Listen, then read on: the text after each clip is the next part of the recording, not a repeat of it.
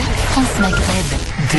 Bonjour à tous, bienvenue, ravi de vous retrouver sur France Maghreb 2, c'est parti pour votre talk de fin d'après-midi, ça s'appelle Le Grand Forum et on est tous les jours avec vous, puisqu'on ne lâche rien et puisqu'on est en direct aujourd'hui en ce 29 septembre. Et j'en profite d'ailleurs, on terminera cette émission avec lui, c'est le 22e anniversaire de la disparition d'une icône du rail de la chanson algérienne, monsieur Hakim Haral, vous savez de qui je veux parler évidemment. Pas du tout Christophe, bonjour les auditeurs. Ah, Hasni, oui, quand même. Ah ouais, j'avais le 29 septembre 94, assassiné à Oran, Wahran. Ouais. Bienvenue Hakim. Bienvenue les auditeurs, merci à toi. Toujours Christophe. chef d'entreprise. Ouais, pour le moment, ouais, on essaye. Au top. Ouais, on essaye.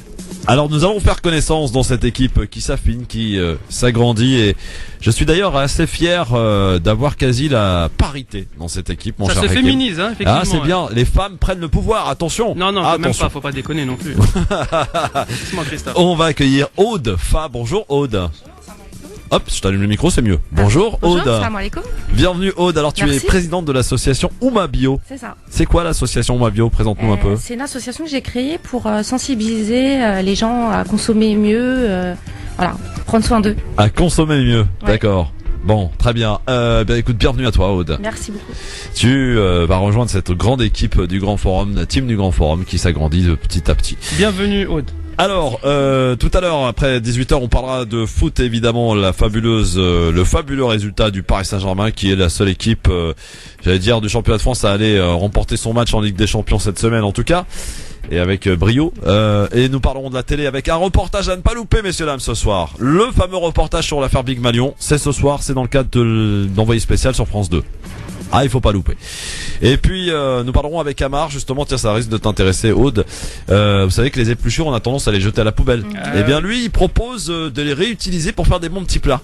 Des plats, Paraît-il carrément. Ah ouais, carrément. Pas que du compost. Non, pas du tout. Pour l'engrais naturel. Voilà, c'est ça, pour faire des plats. C'est ce que nous révélera tout à l'heure Amar après 18h.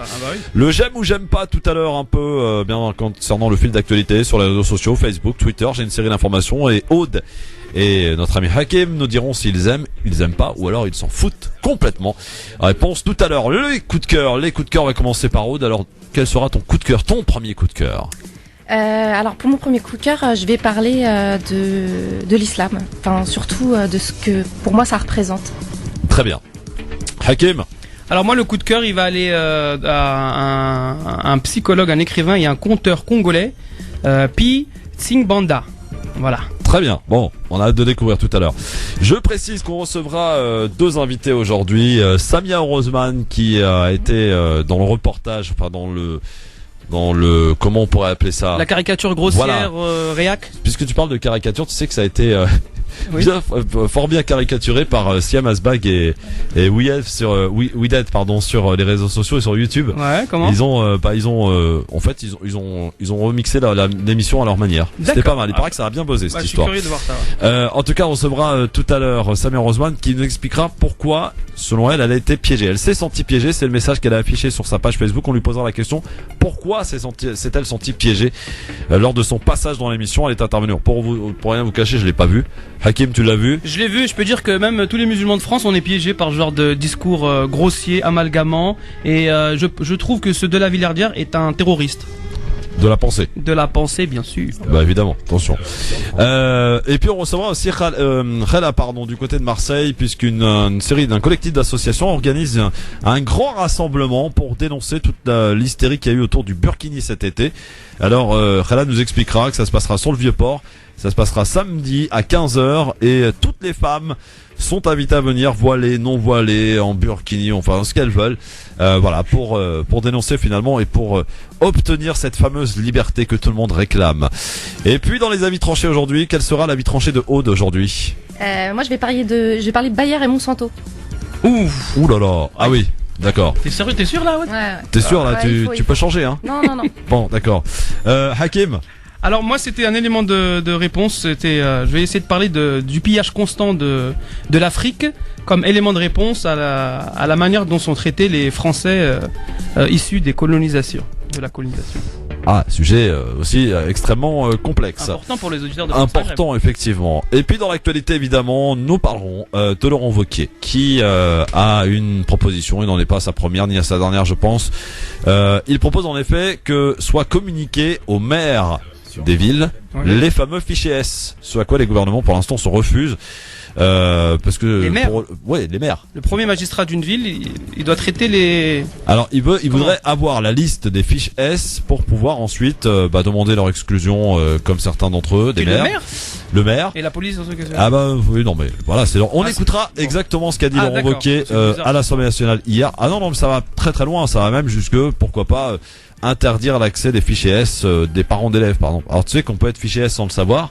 Ouais. Et on pourrait se retrouver du jour au lendemain comme ça, interdit d'aller chercher ses enfants sous prétexte qu'on est fichier S alors qu'on ne savait même pas. Bref, on en reparlera. On parlera aussi tout à l'heure de Barack Obama qui est désavoué par le Congrès, qui rejette son veto sur les attentats du 11 septembre. Les familles des victimes vont pouvoir donc poursuivre l'Arabie Saoudite. Et puis nous parlerons aussi tout à l'heure de Nicolas Sarkozy, qui est tout le temps décidément dans l'actualité, puisque maintenant apparaît les fameux dossiers concernant le financement de la campagne de 2007 avec l'argent d'un certain Muammar Kadhafi. Beaucoup d'argent. Problème pour Sarkozy. Ce n'est pas qu'un problème d'ailleurs. Mais pour l'heure, voici le zapping. Le zapping, les meilleurs moments qu'il ne fallait pas rater à la télé comme à la radio ainsi que sur internet, avec celui qui était l'ancien conseiller de l'ombre de Nicolas Sarkozy, qui a procédé visiblement à des enregistrements clandestins et qui sort un livre aujourd'hui explosif et à charge contre Nicolas Sarkozy, était sur le plateau du journal de 20h hier soir sur France 2. Je vous propose d'écouter un extrait de cette interview. Écoutez, à cette question, ma réponse est excessivement simple. Je ne suis candidat à aucune fonction. Je n'aspire ni à retrouver les ors du pouvoir, ni à me fabriquer une immunité parlementaire. S'il y a un revanchard dans l'affaire, ce n'est pas moi. C'est pas parce que vous n'aspirez à aucune fonction que vous ne pouvez pas être animé par un sentiment de revanche. Non, je suis animé par autre chose de très simple. Jusqu'ici, mon histoire a appartenu à des faussaires. J'ai dû affronter un torrent d'ignominie dont l'objectif était d'ajouter l'opprobre moral à la disqualification politique. Pour les besoins de l'histoire, de leur histoire, il fallait que je sois facho, salaud, et pour couronner le tout, escroc. Eh bien, je crois, et je suis sûr même, que les Français qui liront ce livre auront une toute autre idée de moi. D'ailleurs, ce livre, tout le monde en parle, mais personne ne l'a lu. C'est un livre d'idées, je l'ai conçu comme un témoignage pour l'histoire. C'est un livre d'idées, c'est aussi une chronique. Au fil des pages, vous brossez donc un portrait accablant, celui d'un Nicolas Sarkozy sans boussole, obsédé par son image. Il n'est pas un homme d'État, c'est ça que vous voulez montrer ? Bien, la comédie du pouvoir est devenue le symptôme de la tragédie française. J'ai en tête les mots de François Mitterrand. Je serai le dernier des grands présidents. Eh bien, chacun à leur manière, Sarkozy et Hollande ont validé cette prophétie. Ce sont deux frères jumeaux, deux présidents selfie, absorbés par la jouissance du pouvoir, au point de transformer l'exercice de leur mandat en exercice de développement personnel. Et voyez, ce qui est très intéressant, l'impopularité qui les frappe aujourd'hui, tous les deux, eh bien, ce n'est que l'expression par les Français de la nostalgie profonde qu'ils ont pour ces hommes d'État qui faisaient passer le service du bien commun et l'amour de la France avant leur propre personne. Y compris François Mitterrand, si on vous a bien compris. Ah oui, mais nous sommes en 1958. Le problème, c'est que nous n'avons pas un De Gaulle en réserve.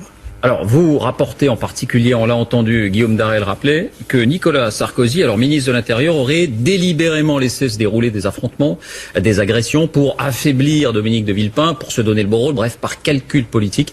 C'est une accusation grave. Est-ce que vous êtes en mesure de la prouver? Est-ce que ça fait partie des fameux enregistrements que vous possédez? Ce n'est pas une accusation. Je veux répondre à cette histoire d'enregistrement parce que là aussi, on a absolument tout dit. Mais d'abord, peut-être sur cette Oui, incident... mais on y vient, je vous le promets. Oui, j'ai enregistré certaines réunions. Je les ai enregistrées, non pas par déloyauté, mais pour mieux accomplir ma mission. Et quiconque a travaillé à ce niveau de l'État sait comment les choses se passent. Comprenez que lorsque le président vous sollicite 4 fois par jour, la rigueur, la réactivité et la précision doivent être au rendez-vous. J'avais une obligation de résultat, pas de moyens. J'ai donc fait ça pour mieux le servir. Et ce que je n'admets pas, c'est qu'il ait pu m'accuser de trahison, alors que dans son fort intérieur, il sait que je me suis battu jusqu'au bout alors que tous les autres le lâchaient en 2012. Alors Patrick Buisson, sur ces enregistrements, puisque vous y venez, on comprend peut-être que vous ayez eu besoin de verbatim, d'avoir les paroles exactes, mais dans ce cas-là, pourquoi n'avoir pas mis le magnétophone sur la table ou sur vos genoux? Pourquoi n'avoir pas dit que vous enregistriez ces conversations? Tout simplement parce que, d'abord, je ne sais pas, moi j'ai vu qu'il y avait beaucoup de téléphones sur la table de l'Élysée et certaines personnes remplissaient des carnets de notes. Je ne l'ai pas fait parce que c'était de l'ordre des moyens pour moi. C'est un moyen pour accomplir ma mission. Donc je n'avais pas effectivement à mettre le magnétophone, mais je ne me suis pas servi de ces enregistrements contre Nicolas Sarkozy. Vous comprenez que ça Sarkozy. puisse troubler quelqu'un qui est enregistré sans Écoutez, qu'on le lui je veux dise. bien tout entendre, mais il est quand même extravagant de la part de certains journalistes d'entendre ce procès alors qu'ils passent leur temps à faire des reportages en caméra discrète, en caméra ou en micro caché. Pas ça, pas eux.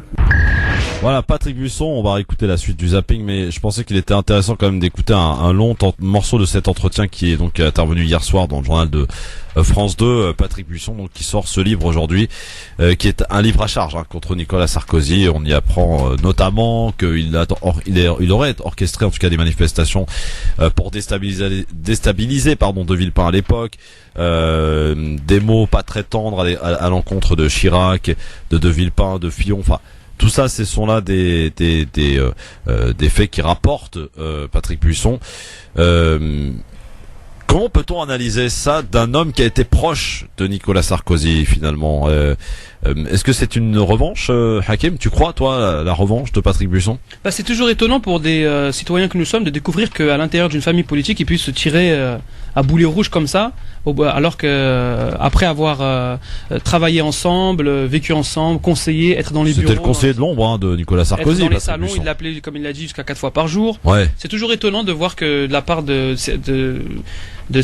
familles politiques françaises, on puisse se tirer les uns sur les autres comme ça. Et là, pour le coup, les attaques assénées par Buisson à Sarkozy, est-ce il va pouvoir s'en remettre, Sarkozy? Ça, c'est une chose. Et parce qu'on a notre fameux débat des primaires télévisées là, le 12 ou 13 bientôt octobre. là. Ouais. Donc voilà. Donc bon. On en reparle dans un instant et puis on va surtout écouter la suite du zapping et puis on demandera à Aude aussi ce qu'elle en pense. Aude Fa qui est avec nous et qui est donc présidente de l'association Mapio. À tout de suite. Le grand forum, on est là, messieurs, dames, sur France Maghreb 2 jusque, évidemment, 18h30 avec monsieur Hakim Ral qui est avec nous et salut Christophe, salut Aude Fa qui est aussi avec nous aujourd'hui pour sa première. Et puis je vais saluer aussi la petite Sophia, la grande Sophia qui est avec nous. Ça va, So? Alhamdoulilah. Avec vos appels aussi en direct. Avant de continuer ce zapping, on va parler de cette émission d'hier soir. Premier numéro pour cette émission de Bernard de la Villardière qui consacrait évidemment à son premier numéro, à quoi? À un truc bien vendeur, à savoir l'islam, évidemment. L'islam de France, etc. Rempli de caricatures dans cette émission. Et parmi les intervenants dans cette émission, une certaine Samia Roseman. Bonjour Samia. Samia. Bonjour Samia, comment ça va? Super, et toi? Bah écoute, ouais, mais qu'est-ce que tu faisais dans cette émission, Samia? Qu'est-ce qui s'est passé? J'ai la touche positive de toute la caricature musulman qu'on a vue. En fait, je t'explique, ils m'ont contacté il y a 6 mois pour me proposer de participer à une émission qui allait être un panel représentatif de la multiculturalité des musulmans. Ouais. Et donc, moi, naïvement, j'y ai cru, tu vois. On m'a proposé de venir participer, on m'a expliqué qu'il y aurait plusieurs portraits de personnages et que j'allais être un des personnages qu'on allait dépeindre dedans parce qu'on aimait ma spontanéité, le fait que je porte le voile mais que pourtant je suis hyper ouverte, habillée colorée, etc. Ils trouvaient ça sympa. Et donc, du coup, ils sont venus me filmer au théâtre et puis lors d'un repas familial. Sauf que, au final, le rendu n'est pas ce qu'on m'avait dit. Au final, je découvre un documentaire à charge contre les musulmans où je suis une des seules touches positives dedans, tu vois, qui donne une autre image et un aspect un peu plus léger, mais tout le reste, c'était juste flippant, quoi. Moi, j'ai trouvé que ça ressemblait plutôt à une caricature plus qu'autre chose. Et tu regardes ça en me disant, mais est-ce qu'ils sont sérieux? Est-ce que ça, c'est un reportage d'investigation? Est-ce que notre projet, c'est d'islamiser la France alors que nous-mêmes, on a du mal à pratiquer notre islam comme on voudrait? Tu vois, ça n'a pas de sens, tu vois. Et donc voilà ce que je faisais là-bas, voilà comment j'ai atterri là, et voilà pourquoi j'ai marqué un message sur ma page en disant que je me désolidarise et je me démarque de tout ça parce que c'est pas ce qu'on m'avait prédit au départ. Tu parles d'un moment positif en ce qui te concerne. Hakim qui a regardé l'émission, tu confirmes? Oui, salut Samia. Salut Hakim. Oui, j'ai regardé l'émission du début jusqu'à la fin. Alors, T'as eu ce courage. oui, il fallait. 2 400 000. Moi, j'ai pas réussi à la finir. Non, il fallait. Donc, bon, tu as accepté de participer à ce reportage. On va dire, t'étais motivé par certaines bonnes intentions, puis tu as découvert que finalement, t'étais bien naïve. Et la petite touche positive dont tu parles, en fait, c'est que ça a été mis que au début. Mais ensuite, après, tu es noyé sous c'est-à-dire l'extrait dans lequel tu passes à table, en famille et tout, un petit peu une atmosphère sympa, amicale, à table, où tu le sers dans l'assiette et tout. Il se perd il se perd et se noie et disparaît dans la masse d'informations mensongères, racoleuses, exactement. Je suis tout à fait d'accord avec toi. Amalgamantes que de la Villardière, moi j'ai taxé de terroriste de la pensée. Et en plus l'émission, parce que si tu vas parler avec lui, il dit c'est les dossiers tabous. Mais en fait, il a parlé d'aucun tabou en vrai, parce que tous les jours, tabou c'est quelque chose dont on parle pas. Mais en fait, c'est clairement. Mais le titre, il ne l'avait même pas donné. Il savait même pas encore comment ils allaient appeler ça. Moi, ils m'ont dit que c'était juste un documentaire qui allait exposer un panel de musulmans aussi différents. Voilà, parce que l'émission, c'est dossier tabou. Donc ça, c'est les producteurs de la chaîne qui mettent en avant. Et puis après, chaque dossier tabou, sans doute, il a un titre. Maintenant, je trouve que même le document, la teneur et la consistance des propos qui sont tenus et de la qualité de son reportage, elle a rien à voir avec le titre lui-même. Dossier tabou. Samia, est-ce que tu savais que De La Villardière était aux commandes de ce reportage? On m'a dit que c'était lui, mais il n'était pas prévu une rencontre avec lui en fait. Il s'est invité chez nous. Quand il a débarqué dans le salon, c'était pas prévu qu'il vienne manger avec nous, tu vois. Moi, on m'a dit, c'est un nouveau dossier que présente Bernard De La Villardière. Après, voilà, il a pu faire des choses correctes aussi, parce que moi, j'avais participé à Zone Interdite après les attentats de Charlie Hebdo, et c'était un propos intelligent qui était défendu derrière. Mais là, je m'attendais pas à un documentaire comme celui-là, tu vois. Ouais. Moi, dans ma tête, j'ai pas directement blacklisté en disant, Bernard De La Villardière, c'est du caca, tu vois. Moi, ma télé, j'ai jeté il y a 5 ans, tu vois. Donc, si tu veux, je connais pas toutes les émissions qu'il fait, et j'ai vu que des fois, il avait déjà fait des trucs sympas, et t'as l'espoir un petit peu. Tu te dis en même temps, dans les médias, on passe notre temps à râler parce que on n'est pas représenté. On met en avant des personnes qui ne savent pas s'exprimer convenablement ou qui ne savent pas dire ce qu'il faut, tu vois, et on te dit, cette fois-ci, on te tend la parole. Ouais. Eh ben allez, il faut la prendre, tu vois, parce que sinon après je ne me plains plus que on donne la parole à Chalroumi et qu'il ne me représente pas, tu vois.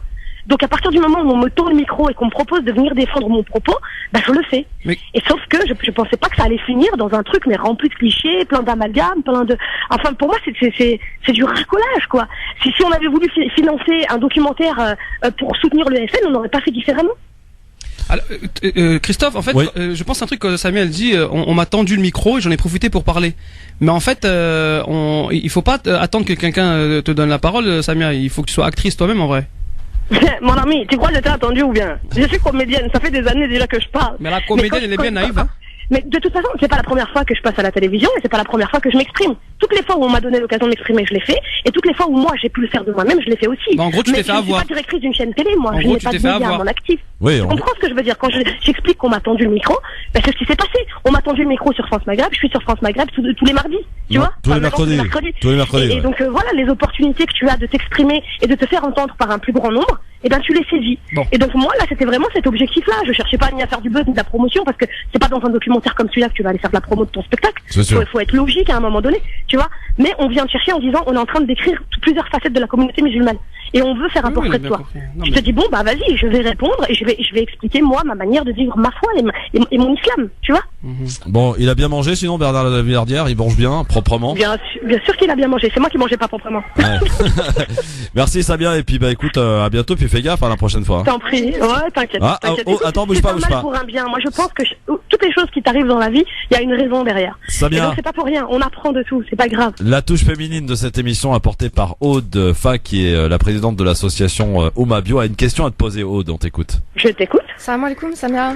Alaikum salam Aude. Dis-moi et alors qu'est-ce que tu vas faire du coup? J'ai pas entendu ce que tu m'as dit. Qu'est-ce que tu vas faire du coup? Écoute, on a prévu de lui écrire déjà un mail parce que moi j'ai son mail, donc pour lui dire qu'on n'est pas content du résultat. Et puis je pense que je vais en parler dans un prochain spectacle parce qu'il y a matière, franchement. Voilà. Ah d'accord. Après Tintin au Congo, Bernard chez les Arabes. Voilà. Bien vu. Pas moi, la revanche de Samia. La revanche de Samia bientôt sur scène donc. Non, mais je pense qu'il y a matière à sketch. Vraiment. Bon, écoute, on a hâte de voir ça en tout cas. Merci beaucoup Samia, à bientôt. Merci, prends soin de toi Christophe, à très vite. Mercredi prochain sur France Maghreb 2, Samia Rosman, donc que vous retrouvez tous les mercredis désormais sur France Maghreb 2. Alors, voilà la mise au point apportée concernant le passage de Samia Rosman dans son émission Je me rappelle même plus son émission d'ailleurs. C'est quoi son émission? Tabou, c'est ça? Dossier tabou. Dossier tabou, ouais, voilà. Dossier tabou consacré donc sur l'islam. On parlait de Nicolas Sarkozy tout à l'heure. Je vous rappelle que ce soir, donc, le reportage qui avait été dans un premier temps censuré, vous en souvenez, à la demande visiblement, mais sans trop de certitude, de ce dernier qui avait demandé à ce que ce reportage n'apparaisse pas, ne soit pas diffusé. Donc, avant, en tout cas, son passage sur France 2. Michel Fid avait donc cédé. Michel Fid est donc le président de France Télévisions. Et après l'acharnement de Élise Lucet, parce qu'on peut vraiment parler de quelqu'un d'acharné, en tout cas pour ce qui est d'Élise Lucet, qui est aux commandes, je rappelle, de cette nouvelle formule d'envoyé spécial, et bien le reportage sera bel et bien diffusé ce soir. Un reportage d'ailleurs à charge sur l'affaire Pygmalion, diffusé donc ce soir sur France 2. Eh bien, à voir absolument, à ne pas louper. J'en ai vu des extraits. C'est vraiment très très sympa. On va parler maintenant du chômage, si vous le voulez bien, pour la suite de ce zapping, puisque vous le savez, la hausse du chômage qui continue, pour empoisonner la vie de François Hollande, ce qui conditionnera sa candidature ou non d'ailleurs à la présidentielle. Et à la question posée à Alain Juppé, au micro de France Inter, de Patrick Cohen, François Hollande est-il disqualifié après la hausse du chômage? Voici la réponse du candidat Alain Juppé chez nos amis de France Inter. Échec désastreux. 50 000 demandeurs d'emploi supplémentaires, 16 000 radiés des listes pour formation, alors qu'on sait très bien que malheureusement ces formations n'aboutissent que très rarement, 30% pas plus à des emplois. C'est un échec, et je vous rappelle l'engagement de François Hollande. Si je n'inverse pas la courbe du chômage, je ne serai pas candidat, c'est à lui maintenant de prendre ses responsabilités. La tendance générale reste à la baisse. Sur un an, les chômeurs sont moins nombreux. Sur 2012, c'est un dérapage sans exemple. Plus de 600 000 chômeurs, c'est un échec, et cela évidemment pose la question de savoir ce qu'il faut faire. Il faut changer profondément de politique. On a depuis des années et des années tout misé d'abord sur le partage du travail, qui est un échec, et ensuite sur la multiplication des emplois aidés qui ne sont pas des emplois productifs. Il faut remettre l'entreprise au cœur des politiques économiques, remettre nos entreprises en situation de compétitivité, et c'est elles qui créeront des emplois, tout particulièrement les artisans, les commerçants, les TPE, les PME. Ce sera ça ma priorité. Vous êtes certain de faire mieux une fois revenu au pouvoir, Alain Juppé? Écoutez, si j'étais certain de faire aussi mal, je ne serais pas candidat. Voilà, pour Alain Juppé, c'était sur France Inter. M6 hier a diffusé le premier numéro du magazine Dossier Tabou, présenté par De La Billardière, qui s'intéresse à l'islam en France. L'équipe de l'émission s'est rendue à Marseille à la rencontre d'une jeune fille qui porte le niqab, ce qui est, je vous le rappelle, interdit en France. Cette ancienne catholique, désormais convertie, refuse d'enlever son niqab malgré les amendes que lui inflige la police. C'est comme une deuxième peau pour moi, explique la jeune femme au journaliste d'M6. Port d'une tenue destinée à la dissimulation du visage dans un espace public. Et du coup, là, je vais me rendre au service des amendes pour payer ces amendes et me mettre à jour au niveau de l'État, même si je trouve ça incohérent. Bonjour. Maude vit avec un salaire de femme de ménage, mais le montant des amendes n'a aucun effet dissuasif sur elle. Moi, je travaille. Je gagne pas des mille et des mille. Faut dire la vérité. Mais comme les policiers m'ont dit, pourquoi vous continuez à le mettre malgré tout, que vous aurez des amendes, vous allez continuer à le mettre. Je dis parce que c'est comme ma peau en fait, quand on me l'enlève, c'est comme si on m'arrache le cœur. 2,4 millions de téléspectateurs pour ce premier numéro de ce magazine Dossier Tabou, consacré évidemment à l'islam, une émission remplie de clichés hier soir. On pourra évidemment en reparler avec vous. Pour finir ce zapping, justement, on apprenait hier que dans le cadre du tournage de ce magazine, Bernard de La Billardière avait été agressé. M6 a choisi de diffuser les images que je vous propose d'écouter. La mosquée des radars. C'est de cette mosquée. C'est une mosquée qui a été une épicerie au début. Ouais. Mais à l'époque, vous avez loué ce local pour quelle destination? C'était une épicerie. C'est bon, là. Les mecs, arrêtez. Apparemment, nos caméras dérangent. Il y a un problème? Ouais. Allez-y. Arrête de filmer, trou du cul. C'est bon. Arrêtez. Bonjour, tout va bien. On a dit bonjour. Vous nous laissez bosser, d'accord? Vous nous laissez bosser. Arrête de jouer ces caméras. Tu lâches la caméra, d'accord? Tu lâches la caméra. Dans ce groupe de jeunes, un mélange de salafistes et de dealers de drogue. Allez, on marche pas d'ici, nous on habite ici. Allez, casse-toi de là. On y va, on se calme, Nous préférons quitter les lieux pour ne pas envenimer la situation. Voilà, l'agression de Bernard de La Billardière. Et il se vénère, Bernard. Il essaye de se défendre comme il peut. Bon, il sait très bien qu'il y a la caméra qui filme et qu'il attend un petit peu le truc sensationnel pour pouvoir jeter son venin. Exactement. Alors Aude, tiens, qu'est-ce qui a retenu ton attention dans ce zapping là entre Buisson, Alain Juppé et le dossier tabou qui est diffusé hier soir sur M6? Alors j'ai retenu par rapport à Buisson que Sarkozy taxait de facho, salaud, escroc. Voilà, ça m'a fait sourire. Ouais. Moi je pensais que c'était l'inverse. Bon, eh bien écoute, visiblement tout est bon pour faire un livre et pour vendre aussi, hein, donc ça promet de bien marcher pour Buisson, hein, puisque apparemment on nous promet des révélations. Bon, c'est vrai que il a raison, tout le monde parle de ce livre sans l'avoir jamais lu, donc on va peut-être le lire et puis on en parlera après, quoi. Ouais, pourquoi pas. Hein, pourquoi pas, effectivement, ça peut être une bonne idée. Merci d'être avec nous. Avant de parler de Laurent Wauquiez et de sa proposition hier à l'Assemblée nationale, on va passer donc aux avis tranchés, c'est parti. 5, 4, 3, 2, 1, 0. Alors piétinez-moi, allez-y. Je sais pas ce que t'en penses, mon cher Hakim, mais en guise de bisoutage, on va laisser Maud démarrer, hein. Non, c'est honneur aux dames. Comment? Honneur aux dames, pas besoin de bisoutage. Ouais, d'accord. Okay. Aude, à toi de jouer. Alors, donc moi aujourd'hui, je vais vous parler de Bayer et Monsanto, ceux qui veulent dominer le monde agricole et pharmaceutique. Bayer a donc racheté, fusionné avec Monsanto pour la modique somme de 55 milliards d'euros. Je vais donc, pour ceux qui ne sont pas encore au courant ou ceux qui minimisent cette transaction, vous expliquer dans les grandes lignes qui sont les lobbies assassins et surtout ce que nous devrions faire pour les combattre, car il faudrait les combattre. Je vais donc commencer par Bayer, qui est une filiale d'IG Farber, une société dont les dirigeants ont été condamnés pour crimes de guerre, pour s'être livrés à un trafic d'êtres humains. Ils ont acheté des déportés d'Auschwitz pour servir de cobayes dans le cadre d'expérimentations médicales. Bayer, c'est aussi le scandale de l'huile frelatée dans les années 1980. Le Némacure contenu dedans a fait 600 morts et plus de 2000 victimes. La pilule Yasmine, c'est encore eux. Une pilule contraceptive déclarée très dangereuse pour la santé suite à des milliers de plaintes à cause de ses effets secondaires. Certains se rappellent sûrement l'affaire du sang contaminé, c'est eux aussi. Ils ont sciemment écoulé des produits sanguins qui ont inoculé le virus du sida, entre autres, à des milliers d'hémophiles, afin d'augmenter leurs profits. Pour finir, leur plus grande découverte parmi tant d'autres, l'héroïne, le gaz moutarde et le tabune, un gaz neurotoxique, des armes chimiques utilisées pendant la Première Guerre mondiale, ainsi que le Zyklon B, pesticide dont les nazis se servaient dans les chambres à gaz des camps de concentration. Aujourd'hui, leurs pesticides alarment les apiculteurs, agriculteurs et chercheurs car ils tuent les abeilles et autres bêtes ayant un impact sur la biodiversité et sur la santé humaine.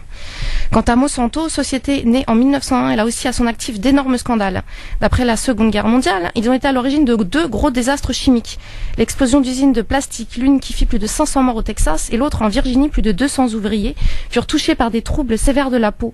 Ces accidents révèlent que leur produit phare en herbicide contient des dioxines hautement toxiques et cancérigènes et pourtant, ils continueront de le commercialiser pendant encore 40 ans.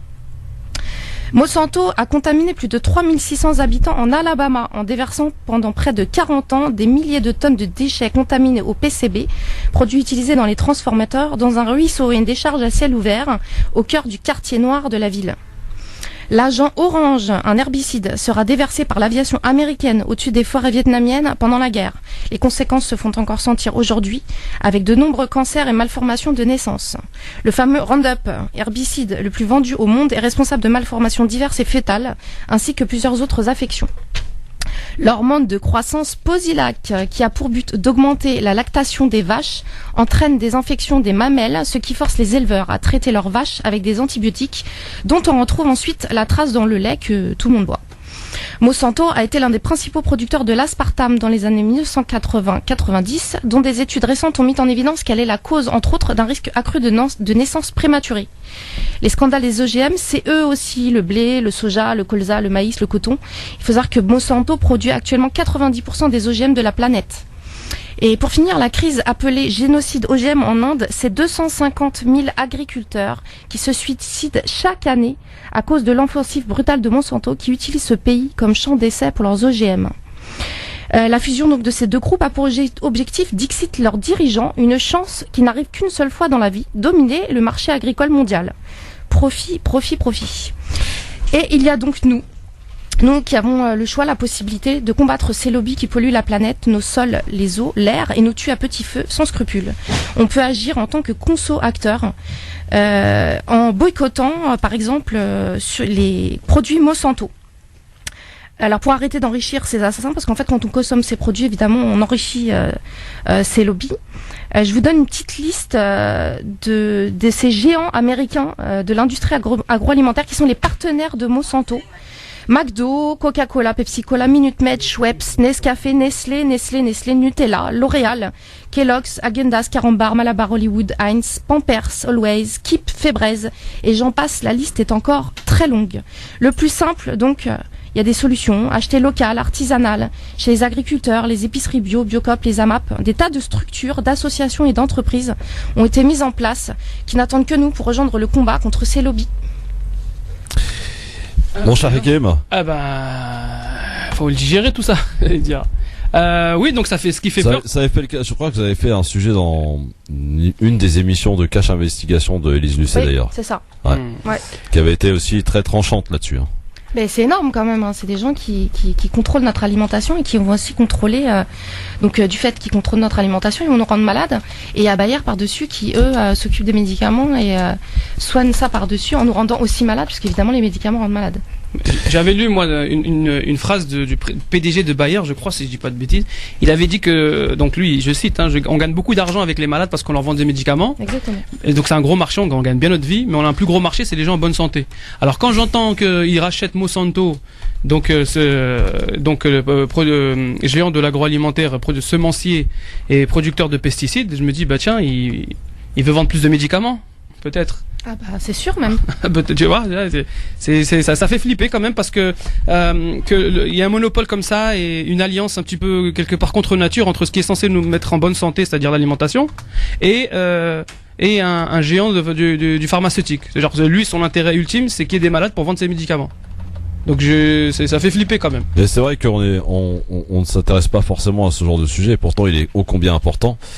La dangerosité qui est aujourd'hui avérée. Tiens, on a appris récemment que certains déodorants étaient favorables, j'allais dire, pour attraper le cancer du sein pour les femmes. Ça c'est connu depuis très longtemps. Hein, mais ça vient d'être médiatisé. Voilà, donc ça prend du temps. Et je pense que les gens sont de plus en plus sensibles à l'alimentation, au bio, au renforcement de leur système immunitaire, qui est la meilleure façon de se préserver des médicaments. En fait, c'est la prévention. En fait, la nourriture, c'est censé être quand même, c'est une sorte de médicament naturel. Normalement, quand on mange équilibré, qu'on mange des bonnes choses, on n'est pas censé tomber malade, ou rarement, en tout cas. Mais rien de tel que les personnes qui mangent bio justement, ou qui mangent des légumes, des fruits de leur jardin, ceux qui ont la chance d'avoir un jardin.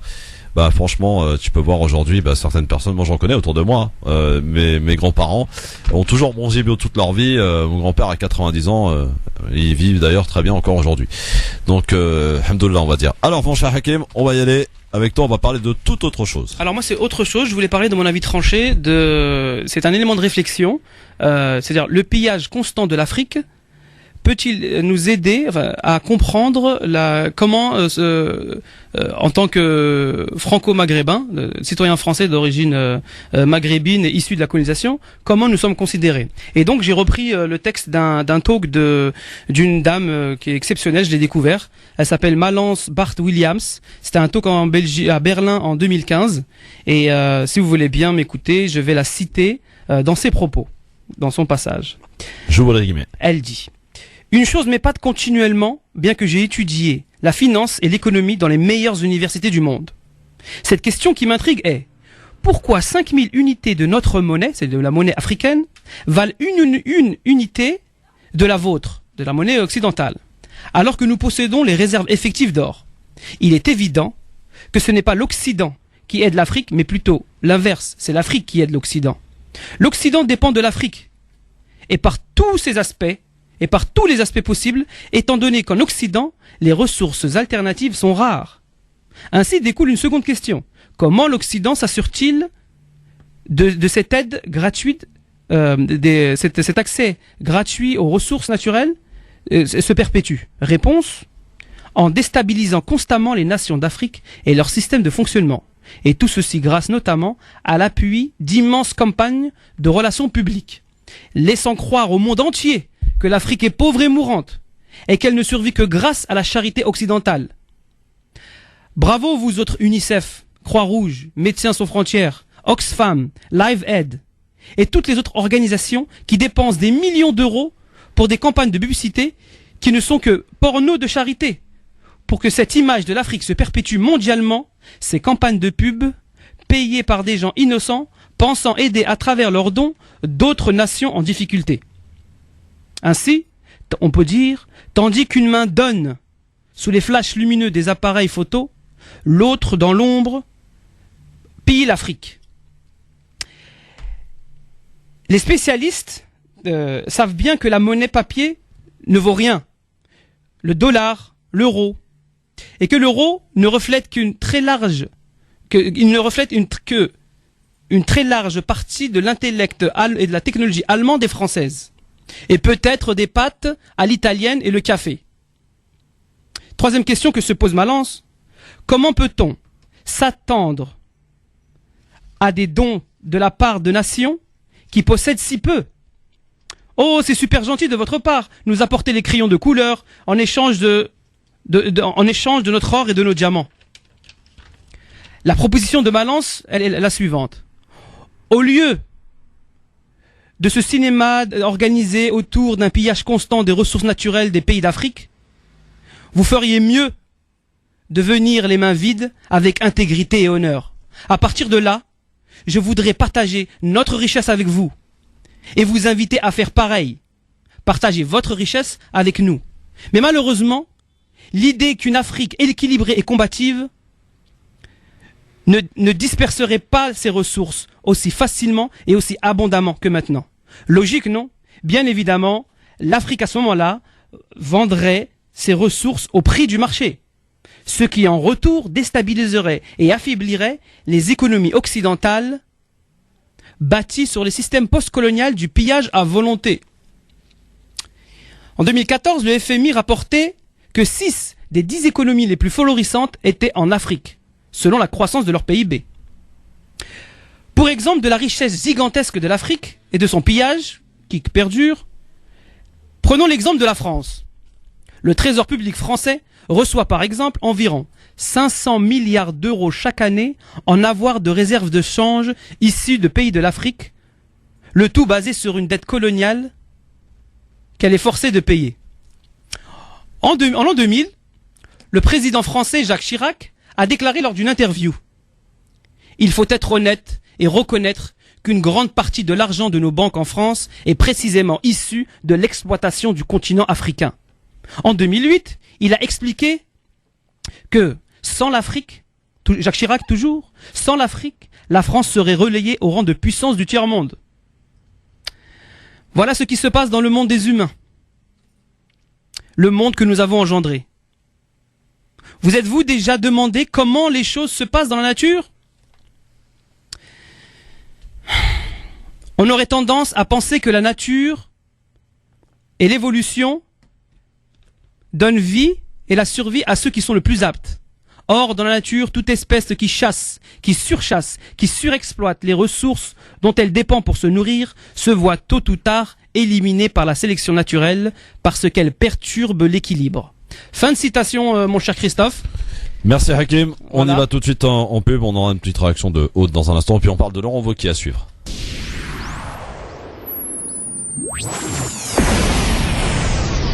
Le grand forum, on est là, mesdames, messieurs, sur France Maghreb 2. On a écouté donc l'avis tranchant de notre ami Hakim Ral. Aude, t'as écouté aussi attentivement l'avis tranchant de Hakim. Quelle est ta réaction? Je retiens les 500 milliards d'euros chaque année qui vont dans les caisses de l'État. Ouais. Voilà. En fait, c'est en réserve de change. En réserve de change. C'est-à-dire, il y a à peu près 14 il y a une quinzaine de pays africains qui donc ils font partie du CFA, donc c'est le franc CFA, qui pour leurs échanges commerciaux, ils passent par la Banque de France. Et tout ça, ça génère un flux d'argent qui rentre dans la comptabilité française. D'accord. En tout cas, voilà. Les ex-colonies. Affaire à suivre pour ce qui est du reste, bien sûr. Et merci à tous les deux pour vos avis tranchés. On va passer maintenant à notre invité. Deuxième. France Maghreb 2, l'invité de la rédaction. Et vous allez voir, de par son accent bien prononcé de Marseille, qu'elle est marseillaise. Et d'ailleurs fière de l'être depuis un certain nombre d'années. Elle s'appelle Khela. Bonjour Khela.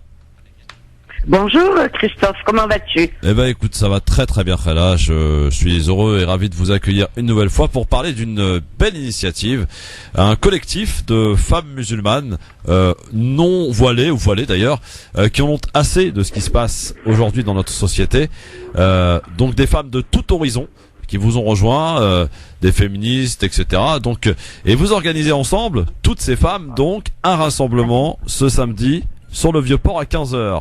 C'est ça, Khala? Oui, c'est bien ça, Christophe. Alors, nous sommes d'abord bien le bonjour à tous les auditeurs de France Maghreb, puisque vous émettez dans toute la France. Nous sommes ici, nous allons commencer une réunion à la CIMAD, Marseille, dans peu de temps après l'émission. Ça sera notre dernière réunion de préparation pour la manif du 2 octobre.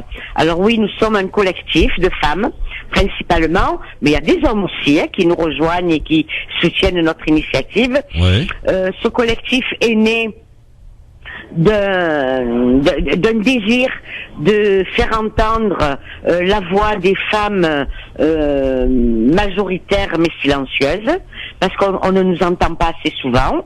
Voilà, tout cet été, on nous a bassiné les oreilles avec le burkini, pas le burkini. Or, nous, ce qu'on dit, c'est que le burkini ou bikini, c'est moi qui choisis. Nous nous battons pour la liberté des femmes. Elles sont libres de porter ce qu'elles veulent, quand elles veulent. Aucun homme, ni aucun gouvernement n'a à nous dire ce qu'on doit porter, cher Christophe. Donc c'est un moyen finalement de dire on fait ce qu'on veut, c'est la liberté, et donc ces femmes pourront venir donc voilées, non voilées, en bikini, pourquoi pas, pour oui, en tout cas se rassembler et dénoncer justement cette polémique qui est survenue cet été. Hein. Ah oui, oui, oui, ça sera un cri de liberté de la femme, oui, exactement, parce que qu'on soit en burkini, en bikini, en élastique, en ce qu'on veut, voilé, pas voilé, c'est à nous de décider. Nous sommes des femmes responsables, nous vous avons mis au monde, nous vous avons fait grandir. Nous avons coopéré, nous avons milité, nous avons travaillé, et là, après, on peut plus s'habiller comme on veut. Alors que les femmes voilées puissent porter le voile, et on doit le respecter, même si nous, on ne le porte pas, et on continuera à les défendre. Mais on défendra aussi celles qui ont envie de pas s'habiller du tout. Chacune est libre, Christophe. Ouais, c'est ça qui est intéressant dans votre démarche. Ça se passera donc samedi 2 octobre à Marseille sur le Vieux-Port à partir de 15h. Tu vas demander l'avis d'une femme qui est avec nous, Aude, justement, sur cette initiative. Qu'en penses-tu, Aude? Ouais, bah c'est une belle initiative. Moi, je suis d'accord aussi.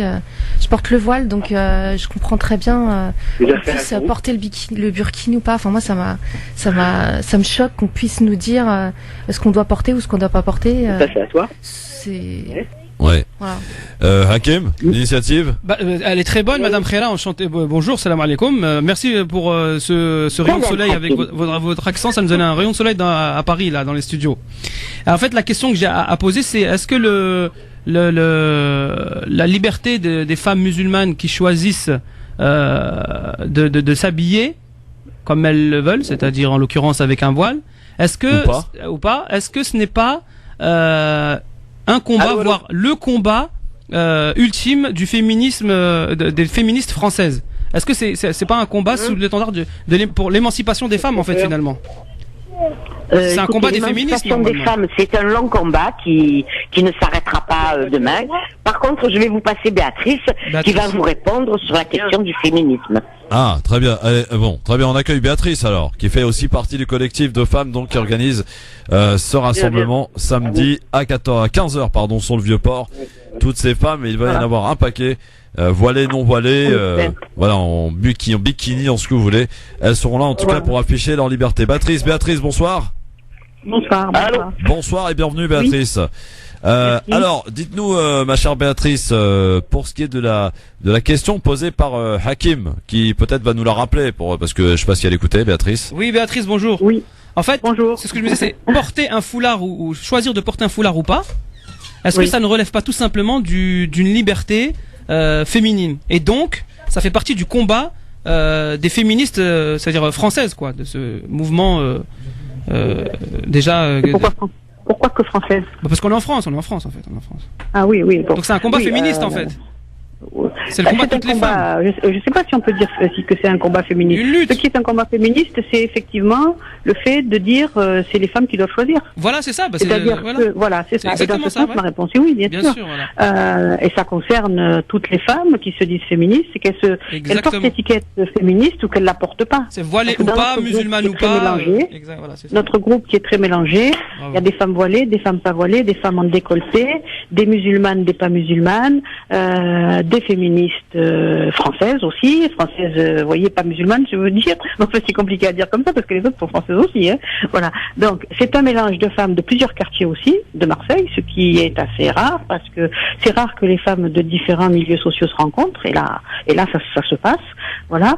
Et c'est le fait de dire qu'elles ont le droit de choisir comme elles veulent, qui est en quelque sorte, pour moi, me semble-t-il, féministe et qui est nouveau comme lutte, si vous voulez, c'est que c'est d'adjoindre des femmes de différents horizons. Ça, c'est rare. Parce que d'habitude, on a les femmes musulmanes d'un côté, les féministes non musulmanes de l'autre, etc. Et là, c'est un mélange des deux. Voilà. Alors, ce que je dirais, c'est que ce rassemblement aussi, il a pour objectif de dire que nous ne voulons pas qu'on nous impose, que qu'on soit femme musulmane ou pas, qu'on nous impose quoi que ce soit, que ça vienne du côté trop conservateur ou que ça vienne du côté trop laïque. D'accord ?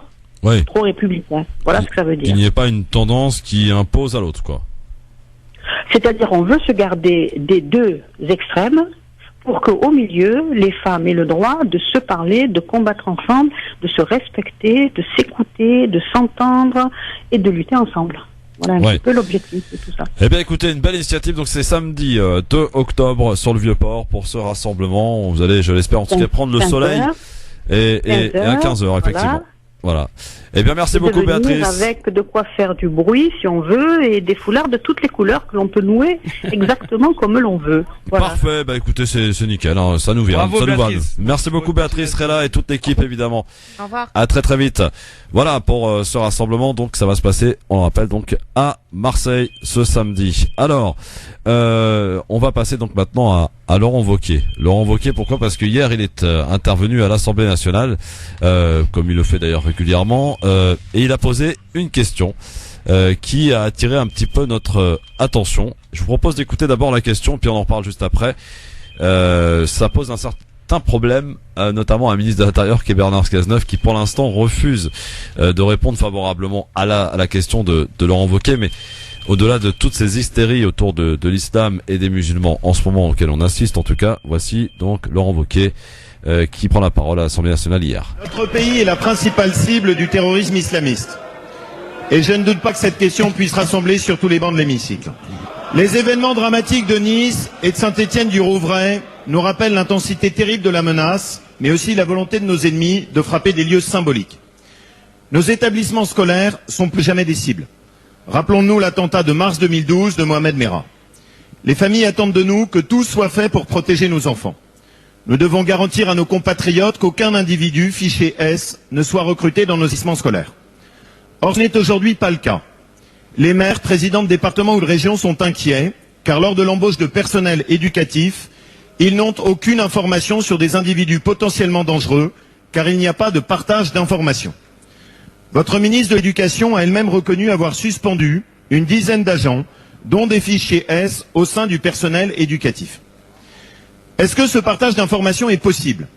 Bien sûr, car un tel dispositif existe contre les prédateurs sexuels. Les élus peuvent consulter avant toute embauche le fichier judiciaire automatisé des auteurs d'actions sexuelles. Notre demande est donc très précise et appelle une réponse concrète. Vous engagez-vous à faire bénéficier aux maires, présidents de départements et de régions, du même système que celui des prédateurs sexuels pour les fichiers S ? C'est le bon sens. Écoutez cet appel des maires et des élus de terrain de tendances diverses. Nous ne pouvons pas prendre ce risque. N'attendez pas un drame pour agir. Personne ne comprendrait que des mesures de bon sens ne soient pas prises.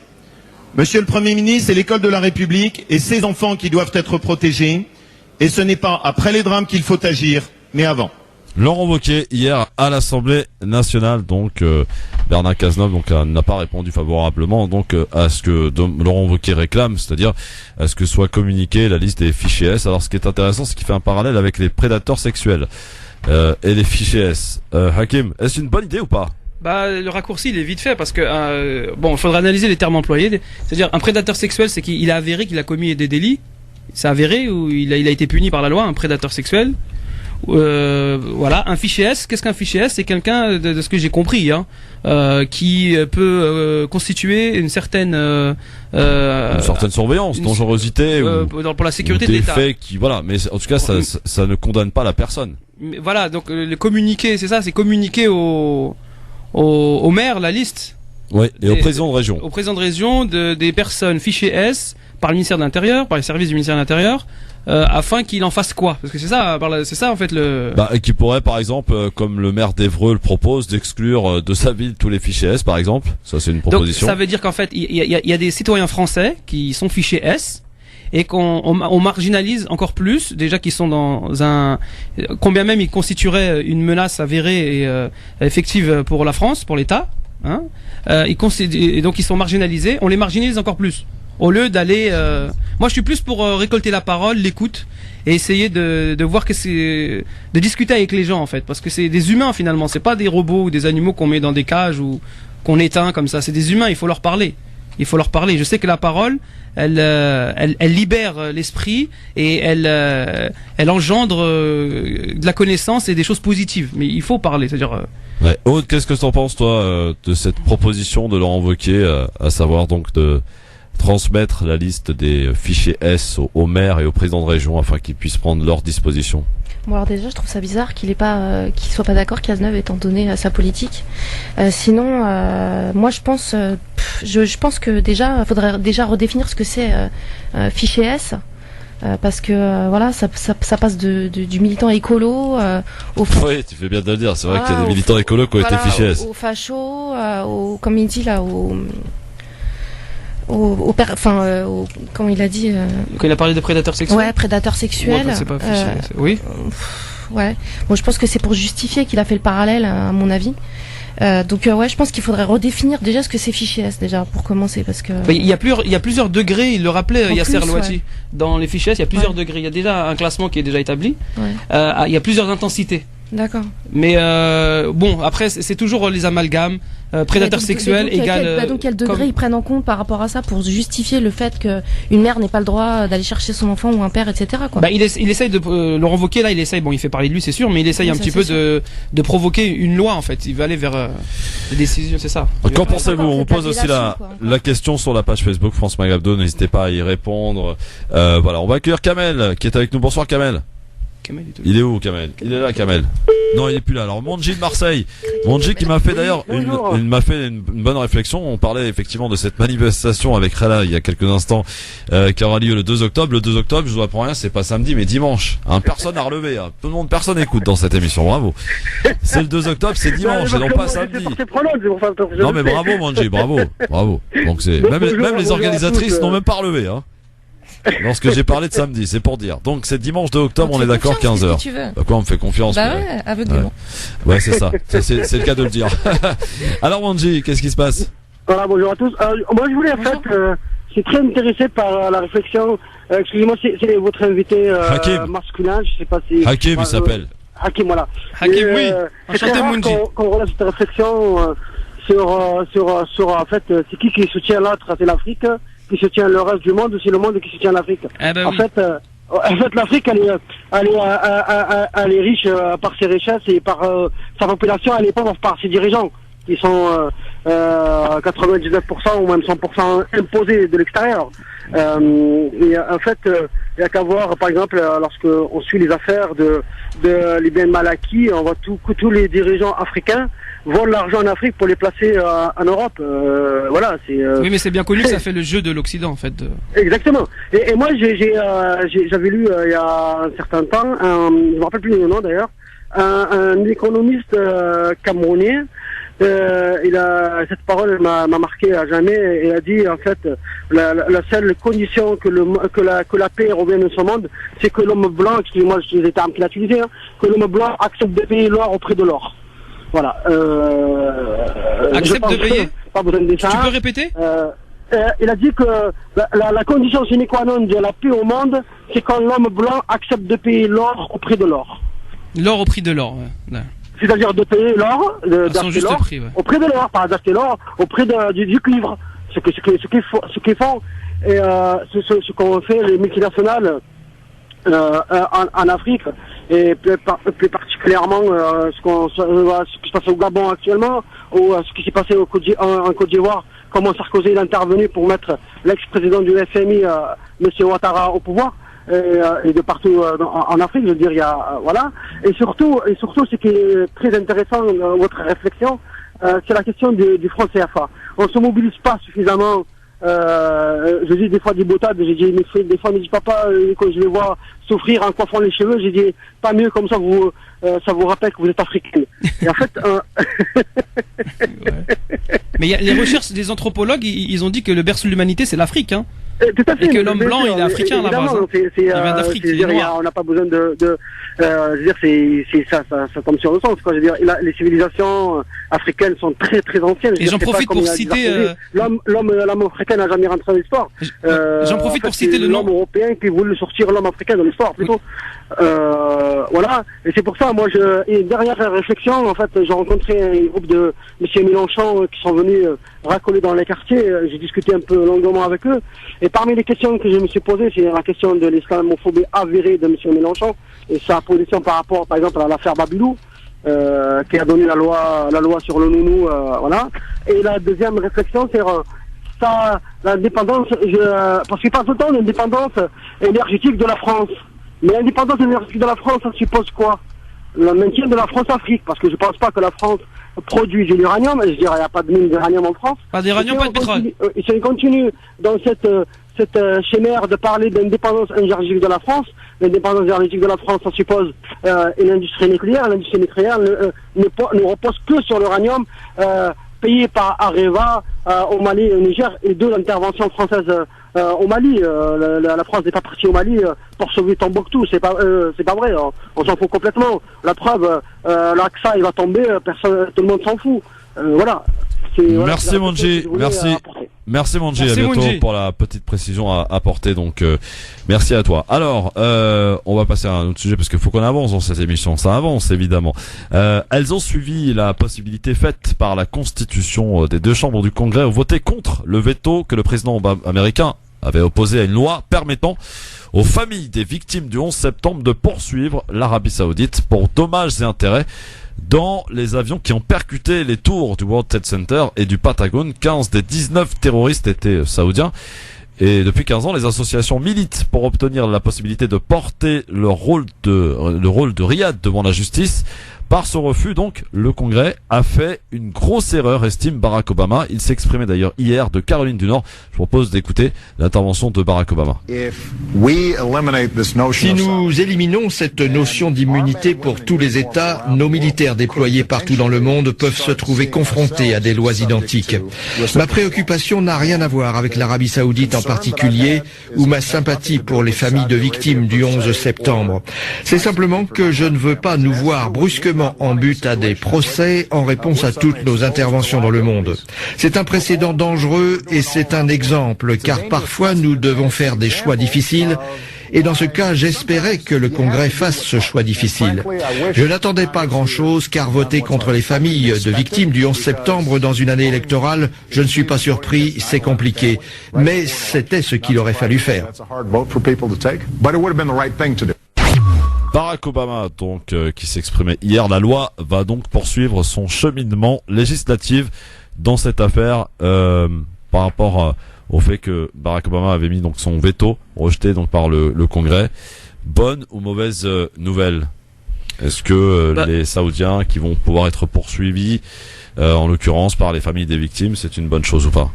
La chose, le réflexe que j'ai, moi, personnellement, c'est une information comme ça, quand elle tombe, déjà elle tombe pas par hasard. En fin de mandat de Barack Obama, il y a les primaires, il y a les discussions en préparation des présidentielles, les confrontations télévisées entre Donald Trump et Hillary Clinton. Dans la première a eu lieu la semaine dernière. Voilà, donc comme ça tombe ça sur comme ça là, boum, à ce moment-là.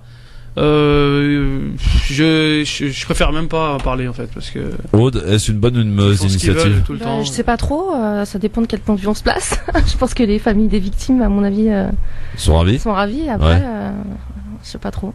Ravis, je pense pas, parce que il y a d'autres familles de victimes qui comme l'a souligné Jean-Marie Bigard, ont de forts doutes sur ce qui s'est passé. Bah ouais, Bigard, il a fait. Ouais, il y a pas que lui, il y a Kassovitz, il y a. Voilà, ils ont remis en cause pas mal de choses. D'ailleurs, t'as remarqué depuis on les voit plus trop à la télé, hein. Non. Ah. Ah bah ouais. Bizarre. Allez, dans un instant, les coups de cœur, et puis on va parler et s'intéresser à celui qui va être encore en haut de l'affiche ce soir, mais pas forcément dans le mauvais sens. C'est Nicolas Sarkozy, les ennuis continuent pour lui, les petits carnets qui apparaissent concernant des financements de campagne électorale en 2007, Muammar Kadhafi, tous les dossiers Patrick qui tombent, Buisson et le livre qui sort aujourd'hui, et puis les différentes affaires évidemment, et le reportage ce soir sur Big Magnon, ce reportage qui avait été censuré et donc par non pas le président de France Télévisions, ce que j'ai dit une bêtise tout à l'heure, mais ça m'arrive de temps en temps, c'est le directeur de la rédaction de France 2, donc Michel Field, qui avait cédé, alors on ne sait pas à qui ni à quoi, parce qu'il avait cédé sur le fait que, il y a l'époque, il y a 3 semaines, hein, c'est pas si vieux que ça, au fait que le reportage ne puisse pas être diffusé.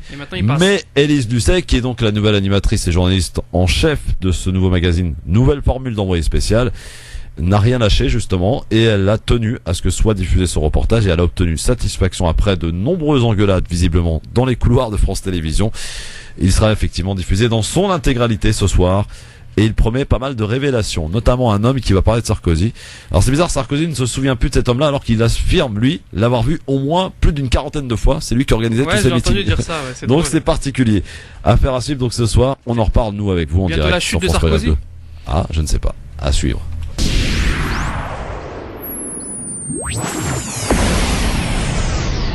Le grand forum, mesdames, messieurs, on est là sur France Maghreb Tôt, évidemment, avec vous, chers amis, pour continuer à parler de l'actualité. Alors, ce qui est intéressant, tiens, pour la petite info assez sympathique, dans la famille Wauquiez, vous savez, celui dont on parlait tout à l'heure, Laurent Wauquiez, la maire de Wauquiez, maire de sa ville de 2600 habitants, est pour l'accueil des migrants, alors que lui, son fils, donc Laurent Wauquiez, est contre pour ne pas créer, selon lui, des mini-Calais. Voilà, comme quoi, hein, il faut toujours écouter sa mère. Ouais. Ou sa femme. Ouais. Discussion familiale autour d'une table sur le sort des citoyens et des êtres humains. Voilà, comme quoi les femmes, elles ont forcément des choses très intéressantes, à nous dire. On va parler des nouvelles révélations qui apparaissent de jour en jour à charge contre Nicolas Sarkozy. Le média en ligne Mediapart a divulgué l'existence d'un carnet de notes actuellement aux mains de la justice française. Selon Mediapart, donc ce petit carnet ayant appartenu à l'ancien ministre du pétrole libyen détaille 3 versements qui auraient été effectués par le régime de Muammar Kadhafi pour financer la campagne présidentielle de Nicolas Sarkozy en 2007. Les conditions dans lesquelles ont été retrouvés ce mystérieux carnet sont dignes d'un roman d'espionnage. L'histoire commence en 2012. À Vienne, en Autriche, dans le fleuve Danube, le corps de Shrinam, propriétaire du carnet, y est retrouvé sans vie. Suicide ou accident, donc ce monsieur n'est pas n'importe qui. Il a tourné le dos au régime de Kadhafi lors de la guerre déclenchée par la France en 2011. Après avoir été en charge des immenses ressources pétrolières, le carnet est retrouvé donc par des juges chez son gendre aux Pays-Bas, dans le cadre d'une vaste affaire de corruption impliquant l'ancien ministre et le géant pétrolier norvégien Yara. Les juges français donc qui enquêtent depuis 2013 sur un financement présumé de la campagne présidentielle de Nicolas Sarkozy par les Libyens s'intéressent donc au carnet, et en hérite qui trouve-t-on, d'après Mediapart, le détail d'une réunion entre le ministre et 2 autres dignitaires libyens. Radem et consigne le versement de 6,5 millions au profit de l'équipe Sarkozy. Eh oui, selon Mediapart, l'existence de ce carnet daté de 2007 casse l'argumentaire du clan Sarkozy qui a toujours crié au montage de cette affaire par les kadhafistes après 2011. Elle validerait aussi la fameuse note libyenne, autre document révélé d'ailleurs par Mediapart en 2012, authentifié par la justice et par laquelle le clan Kadhafi donne son accord pour financer la campagne du candidat de l'UMP en 2007. Et après ces nouveaux éléments, dans ces éléments fracassants, j'allais dire à charge contre Nicolas Sarkozy, Eh bien, le candidat à la primaire de la droite, Nicolas Sarkozy, doit affronter donc les confidences corrosives en librairie donc de son ancien homme de l'ombre, Patrick Buisson. Alors sur ces révélations, au travers de ce fameux carnet dont le propriétaire a été retrouvé dans un fleuve, je le disais tout à l'heure, donc mort, suicide ou accident, on ne sait pas. Quoi qu'il en soit, visiblement l'argumentaire de Sarkozy à propos de ce financement de Kadhafi en 2007, ça commence à être dur à contredire, non? Hakim, qu'en penses-tu? Avec tout ça, toutes ces casseroles et ces témoignages, ces confidences, ces documents, ces écrits, ces traces, si Nicolas Sarkozy il arrive à convaincre les adhérents des Républicains à le hisser comme candidat pour les présidentielles, c'est que il y a de la magie, hein, et ça devient magique. Il peut plus se relever, le bonhomme là, ça y est. Alors qu'est-ce que tu penses de cette initiative dont certains de la team du Grand Forum et dont moi d'ailleurs est favorable, à savoir de participer aux primaires de la droite, même si on n'est pas de tendance de droite, notamment pour la stratégie suivante, c'est de voter pour un des candidats pour en éliminer un autre. Alors, comme j'ai déjà rappelé au micro de l'antenne, aux auditeurs, allez vous inscrire sur la liste électorale et demander votre carte d'électeur. Ça, c'est très très important, et participer au vote.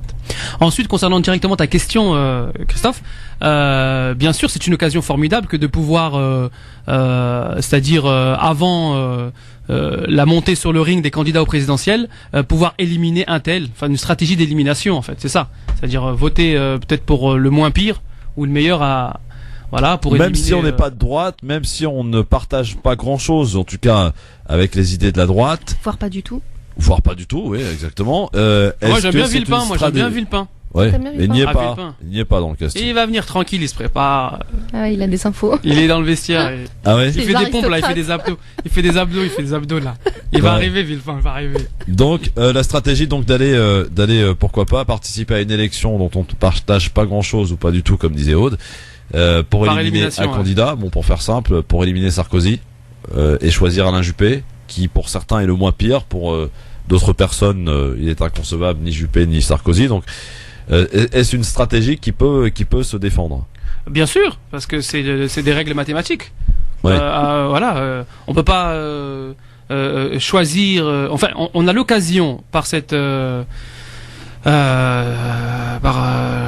rendez-vous au sein du Parti des Républicains. Je crois qu'il faut payer 2 € et signer un document. Ouais, comme quoi on partage les valeurs de la droite et de la République. Voilà. Partager les valeurs de la République et de la droite. On signe en bas de la feuille, on met 2 € et on peut éliminer celui. C'est participer. C'est pour le participer. Ce fut le cas également pour les primaires socialistes en 2012. Moi j'ai payé 1 €. Moi j'invite vraiment les auditeurs moins cher. à le faire. Et sans payer, ça marche? Ah non, t'es obligé de payer. Moi je peux cotiser pour toi, y a pas de problème. Tu cotises pour moi? Ouais, vas-y, viens. Moi je suis nulle en maths, donc faut que je réfléchisse à tout ça encore. Ah, la stratégie n'est pas encore tout à fait bien développée. C'est mathématique. Pour Hakim, moi je suis nulle en maths. C'est pas compliqué. Par parti politique, il peut y avoir qu'un seul candidat. Or, les primaires sont faites pour choisir quel candidat. Et là, on donne l'occasion aux adhérents du parti, comme aux non-adhérents du parti. Oui, c'est ouvert à tous. Ouvert à tout le monde. De pouvoir choisir quel candidat. Et donc, par élimination, retirer un. Il faut que je réfléchisse. Juppé, Sarkozy, Juppé, ça te parle, Aude? J'ai pas l'impression. C'est pas ça, c'est que pour moi, il n'y a pas de moins pire en fait. Ça n'existe pas le moins pire pour toi? Moi, j'y crois pas, moi. Mais enfin, attends, faut quand même se rassembler. Juppé, il a pas des casseroles, il y a pas. Oui, mais d'accord, mais il a payé pour ça, déjà d'une, et de deux, on peut pas comparer aujourd'hui quand on est. On analyse un petit peu la politique française. On ne peut pas comparer un Juppé et un Sarkozy, c'est quand même pas pareil. Ça n'a rien à voir. Il n'a pas du tout Sarkozy, donc on peut en l'occurrence ne pas partager la politique que prône Alain Juppé. On peut dire effectivement on l'a vu au pouvoir, on l'a vu à l'œuvre, etc. Mais quand même aujourd'hui c'est quand même un des seuls des grands ténors de la République à dire arrêtons cette hystérie, ça va déboucher sur une guerre civile, à prévenir, à attaquer frontalement Sarkozy justement sur ses excès. Encore une fois, je suis pas juppéiste, loin de là. Mais comparons ce qui est comparable quand même. Non mais si Aude s'intéresse au programme de Juppé, il va lui plaire parce qu'il axe plus sur l'éducation. J'ai envie de te sur dire, l'éducation. Je suis d'accord, Hakim, mais quand des générations futures. Quand tu regardes les programmes des autres, un peu des polémiques stériles autour de l'islam, le danger de l'immigration. Comment? Une fois qu'ils sont élus, ils appliquent ça, jamais c'est leur autre programme. chose. Bah Ça, oui, ça, donc c'est- tu me dis regarde le programme, mais en même temps, après, une fois qu'ils sont élus, ils l'appliquent pas. Non, mais ça, c'est une autre faille du système où il faudrait, pour davantage C'est plus qu'une faille. le respect un C'est petit un peu canyon. de démocratie, pour respecter davantage la démocratie et le peuple, il faudrait un contrôle par les parlementaires ou bien plus de référendums. Mais ça, c'est Est-ce des qu'ils idées. proposent Ou des gens indépendants qui seraient en charge de Est-ce qu'ils veiller à ce proposent que les ça promesses soient respectées. Est-ce qu'ils proposent Pour ça, l'instant, pas, non, Juppé ne propose pas. Et Pas les encore. autres non plus. Hein, Ouais. donc, Personne ne propose ça encore. Ok, ben je vais réfléchir. d'accord, bah on en Vous allez reparlera essayer- alors. Ouais, ouais, avec On plaisir. va essayer de te convaincre. On a Ouais, jusqu'au. d'accord. C'est quoi les On a élections? combien 20 de temps, novembre, là c'est ça? 20 11 11 novembre. Et en attendant que tout le En monde. plus, prenne c'est ses férié, cartes, donc vous quand allez même. pouvoir y aller, 11 novembre. Voilà. Tayeb de Reims est avec nous. Bonsoir, Tayeb. Bonsoir, monsieur Christophe. Bonsoir, monsieur Tayeb. Ça va très bien. Bah écoutez, je vous avais pas posé la question, mais écoutez, heureux de le savoir, monsieur Tayeb. Ouais, j'ai un petit peu un coup de colère là, au niveau de retraités ce matin. Qu'est-ce qu'il y a au niveau des retraités, c'est ça? Oui, oui. Ah, les retraités sont pas contents. On a vu des manifestations à Paris. Bon, nous ici à Reims, on n'a pas vu, mais on a discuté un petit peu. Alors effectivement, les retraités se plaignent de ne pas avoir été augmentés, c'est ça? Voilà. Non, il n'y a pas qu'augmentation. Vous savez ce qui s'est passé à partir du mois de mai dernier Oui. et janvier 2015. Oui. Il nous a supprimé, c'est-à-dire l'aide de logement. Mhm. Il nous a supprimé, ça fait 2 ans, l'aide médicale. Il Ouais. nous a supprimé la vieillesse. Vous savez, il y en a à peu près 85 ou 100 euros à peu près. Alors pour supprimer l'allocation logement, c'est pas tout à fait exact parce que c'est du cas par cas. Et pour ce qui est de l'aide médicale, je ne sais pas. Ça mériterait qu'on s'y intéresse. Bon, on fait à peu près 12 500, 12 250, ça dépend le revenu. Et donc, vous êtes parti, Ma vous femme, il touche pas grand-chose, hein. Il y a à peu près 154 euros par mois. Mhm. Moi, je touche à peu près 900 euros. D'accord. Donc, Et donc, il nous a dit qu'il faut pas que vous dépassiez 12 500 à l'année. Oui, Pour un d'accord. couple. Oui, oui, effectivement, ce sont là des nouvelles règles qui s'imposent d'ailleurs à tous, et pas seulement qu'aux retraités, aux gens qui perçoivent le RSA, etc. À partir du moment où on dépasse une certaine somme, il y a effectivement des aides qui sont automatiquement supprimées. Ceci se suscite une certaine colère. Et c'est votre cas, donc, mon cher ami Tayeb. Oui, mais on n'en a pas d'autres revenus, monsieur Christophe. On n'a que ça à vivre avec. Alors, j'ai le loyer, 380 euros, je vais vous faire compter toute ma vie. On a à peu près le gaz, l'électricité, on a à peu près 100 euros par mois. Oui, vous savez. J'ai la mutuelle, 140 euros par mois. Ah oui. J'ai l'assurance habitation, à peu près dans les 20 euros. J'ai une petite voiture. Bon, en tout, il me reste 350 euros par mois à vivre. Pour manger, ouais, ce qui fait pas beaucoup. Alors, est-ce que c'est normal? Monsieur Hollande, ils disent qu'on ne devait pas vivre mieux que quelqu'un qui travaille. Ben, j'aimerais bien, si monsieur Hollande il attend, je lui donne ma Je sais pas s'il attend de nous écouter, il me là. donne la tienne. Ouais. Et comme ça, on verra. Il me donne un an seulement. Ok, bah merci beaucoup Tayeb en tout cas de nous avoir fait part de votre colère. C'est vrai que les retraités sont dans la rue aujourd'hui et ils ont raison de se faire entendre parce qu'ils ont travaillé effectivement toute leur vie, ils ont cotisé. Même au niveau des comptes, nous on n'a pas de biens, par exemple des logements, des maisons ou des villas ou des biens à côté. On n'en a rien du tout. D'accord. Bah bon courage à vous. Bon courage Tayeb en tout cas. Merci de nous avoir alertés. Je verrai ni Sarko ni Hollande, tous les deux à la porte. Comme il dit Buisson, ce sont des frères jumeaux. C'est ce qu'il a dit Buisson. Ouais, ils sont rassemblés deux frères, alors ils sont partis ensemble. De toute façon. D'ailleurs, pour la petite histoire, vous savez que François Hollande a invité Nicolas Sarkozy à venir avec lui aux obsèques de Shimon Peres en Israël demain. Ce soir. Alors, ce soir. Ah, je croyais que c'était demain. Oui, ils partent ce soir. Voilà. Donc dans le même avion. Et il a accepté Nicolas Sarkozy? Ça doit être lui qui a demandé. Ah, peut-être. Allez savoir. Allez, on va passer maintenant au coup de cœur, donc sur France Maghreb 2, le coup de cœur donc de Hakim Ral et de Aude Fa qui est avec nous aujourd'hui sur France Maghreb 2. Le jingle, il est là, c'est parti. France Maghreb 2, le coup de cœur. On va commencer par madame, hein, forcément. Aude, gentil, le gentleman. coup de cœur. Honneur aux dames. Ah bah oui, la galanterie oblige. Nous le sommes d'ailleurs ici. Alors on t'écoute Aude. Bon, alors moi je vais faire un petit coup de cœur, voilà, un peu bisounours, un peu d'amour, voilà. Et donc je vais parler de l'islam, notre belle religion, magnifique religion, qui est pour moi un hymne à la vie, à l'amour, aux hommes, aux espèces animales, végétales, à la nature. Et je vais vous citer pour moi quelques versets et hadiths qui me font vibrer.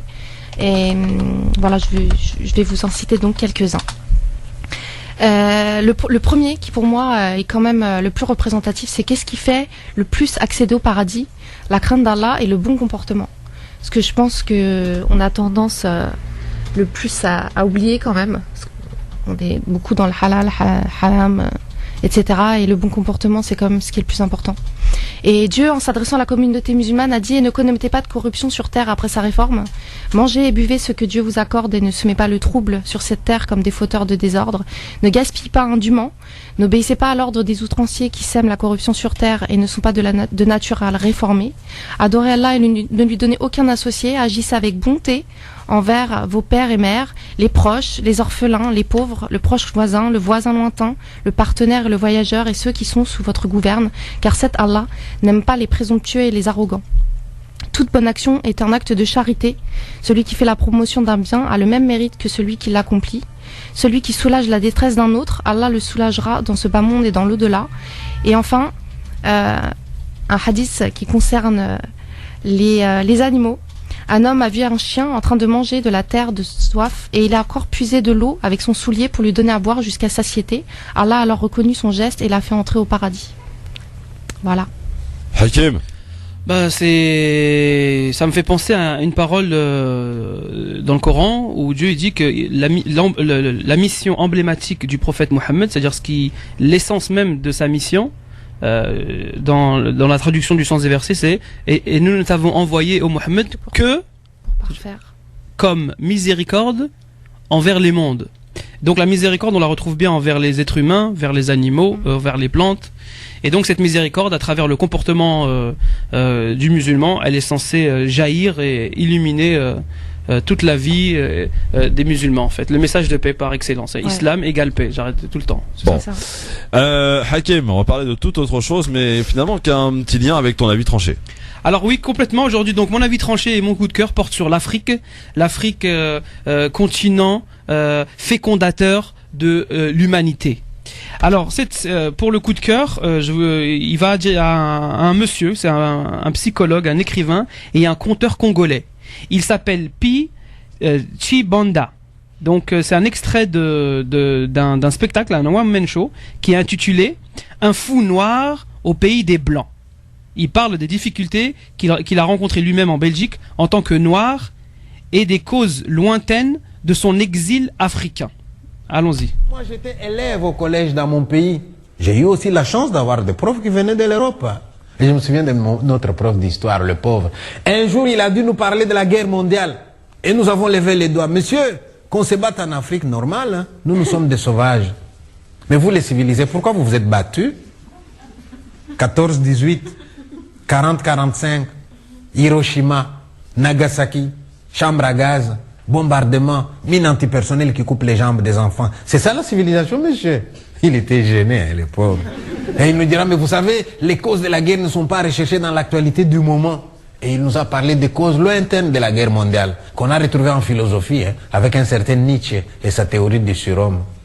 Et j'ai envie de vous dire la même chose. Vous voyez quelqu'un comme moi qui passe dans vos rues, vous me demandez pourquoi je suis parti de mon pays. Je vais vous le dire, hein. Mais moi aussi, je vais commencer par les causes lointaines de mon exil. Et c'est quoi les causes lointaines de mon exil? Eh bien, c'est l'histoire de l'Afrique. Il était une fois des Africains, n'est-ce pas, là-bas chez eux en Afrique. Ils vaquaient à leurs activités quotidiennes là-bas chez eux. Ils ne savaient pas où se trouve Ostende. Hein. Ils ne savaient pas où se trouve Bruxelles. Ils étaient chez eux. Mais voilà qu'en 1884, quelque part à Ostende, un certain Léopold II, roi de Belge, rencontre Stanley, un explorateur anglais. Et de quoi ils vont parler? De l'Afrique centrale. En 1885, les Européens se retrouvent à Berlin. Ils ont une carte de l'Afrique, hein, et ils se partagent l'Afrique comme une tarte. Pendant ce temps, les Africains sont chez eux. Ils vont à leurs activités quotidiennes là-bas chez eux. Ils ne savent pas qu'on se partage leur continent à Berlin. Et lorsqu'on a fini de se partager l'Afrique, eh bien, Léopold II, roi de Belge, devient propriétaire de mon pays, qu'il va d'ailleurs appeler État indépendant du Congo. Déjà indépendant, hein, comme pour dire à la Belgique, tu ne t'appelles pas. État indépendant, propriété privée, à moi Léopold II. Donc de la même façon que vous pouvez dire aujourd'hui que vous avez un champ de 5 hectares, Léopold II pouvait lui dire qu'il avait en Afrique centrale un champ de 2 300 345 000 km², avec des bonhommes qui circulaient là-dedans. C'était nous autres. Et Léopold envoie ses gens, allez me cultiver mon champ. Et mes ancêtres voient débarquer des blancs qu'ils n'avaient jamais vus. Vous savez comment ils ont réagi en vous voyant? Ils ont pris la fuite. Ils ont pensé que c'était des noirs qui étaient morts et qui revenaient sous une autre forme. Et ces Européens qui vont chez nous, qu'est-ce qu'ils vont chercher là-bas? Ils vont chercher du coton. On appelait ça l'or blanc. Et oui, hein, vous avez des industries textiles ici, hein, mais la matière première, vous ne l'avez pas. Hein. Depuis que je suis en Belgique, je n'ai jamais vu un champ de coton. Mais j'ai laissé les champs de coton là-bas chez nous. Alors à nous, on nous dit cultivez-nous du coton, on en a besoin en Occident. Et voilà, mes ancêtres cultivent du coton pour amener ici. Les Européens voulaient du caoutchouc pour faire le pneu de véhicule. Et nous, dans notre forêt équatoriale, nous avons un arbre qu'on appelle l'Eveya. Il suffit de les saigner, vous avez du latex. Avec ça, vous faites les caoutchoucs, vous pouvez faire le pneu de véhicule. Nous, on avait l'arbre, mais on n'avait pas de véhicule, donc on n'en avait pas besoin.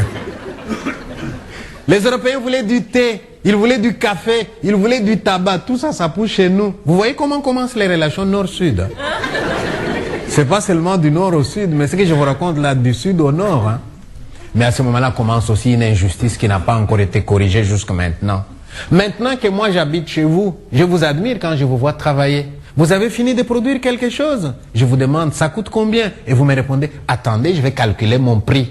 Et je vous vois calculer votre prix. Comment vous faites?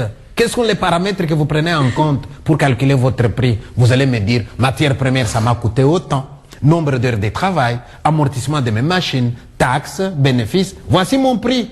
Mais allez demander un peu aux Africains qui produisent aussi des choses qui viennent ici. À combien vous allez vendre? Ils vous répondront au prix qu'on voudrait bien nous donner. Eh oui, ça a toujours été comme ça. Hein. Ce qui est produit là-bas, le prix est fixé par celui qui achète. Et celui qui achète, il fixe le prix en fonction de ses intérêts à lui. Ça a toujours été comme ça. Hein. Heureusement, parmi vous, il y en a qui sont gentils aujourd'hui et qui se battent dans les associations comme Oxfam, Opération 1111, pour qu'il y ait un commerce équitable dans le monde, pour supprimer la dette du tiers-monde, parce que cette dette, elle pèse sur nous alors que nous ne méritons pas cette dette-là.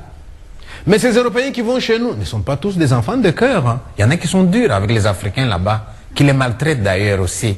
Alors en 1908, il y a des journalistes d'ici qui vont aller voir un peu là-bas, parce qu'ils ont entendu dire que les agents de Léopold II abusaient parfois de leur pouvoir.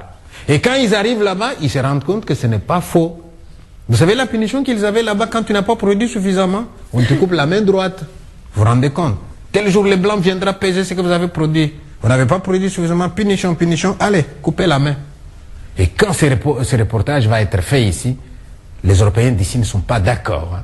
On fait pression sur le roi, et le roi reconnaît que tout ça arrive parce que le Congo est trop grand. À lui tout seul, il ne peut pas le gérer. Alors il va donner le Congo à la Belgique. Et là, nous sommes en 1908. Mon pays change de nom. Ce n'est plus l'État indépendant du Congo, propriété privée du roi Léopold II. Mon pays devient Congo-Belge, colonie de la Belgique. Là, on envoie des Européens plus ou moins bien intentionnés. Et ils partent avec une mission qu'ils appelaient mission civilisatrice. Et quand ils sont venus chez nous, ils ont fait aussi des choses qui nous ont profité. Une des bonnes choses que les Blancs ont fait quand ils sont venus chez nous, ils ont mis fin à l'esclavage. Parce que nous, on était un continent où les gens pouvaient dire, on va à la chasse. Et à la chasse, on attrape quelqu'un comme moi. On lui met des chaînes aux bras et aux pieds. On le marque au fer. On va le vendre aux États-Unis. C'est de là que viennent les Noirs américains. Hein. Eh oui. Voilà, c'est un extrait donc de ce monsieur qui s'appelle comment? Pi Sinbanda, congolais. Congolais et donc belge. Écrivain et conteur congolais qui vit en Belgique. Et ça, c'était l'extrait d'un espèce de one-man show. Où avec un peu d'humour, il retrace un petit focus sur l'histoire et l'origine des peuples, on va dire des citoyens européens issus de la colonisation. Alors les auditeurs ont aussi la possibilité d'interpeller nos chroniqueurs de la team du Grand Forum. C'est ce que va essayer de faire Abdel. Salut Abdel, bonsoir. Salut à tous.